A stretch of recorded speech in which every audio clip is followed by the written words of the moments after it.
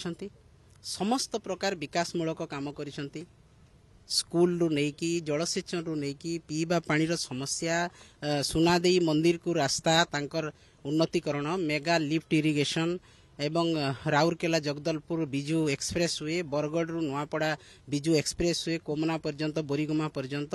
एवं जलसेचन रु आरंभ करी शिक्षा स्वास्थ्य गमनागमन प्रत्येक थिरे नवीन पट्टनायक जो उन्नति करिसेंती विकास करिसेंती नुआपड़ार तेणु निश्चित भाव में लोके अवगत अछंती जहाँ नुआपड़ार विकास होईछि नवीन पट्टनायक महोदय करिसेंती एवं नुआपड़ा जिला मध्य गठन करिसेंती प्रभात पुरुष बिजू पट्टनायक तेणु तांको सहित बिजू जनता दल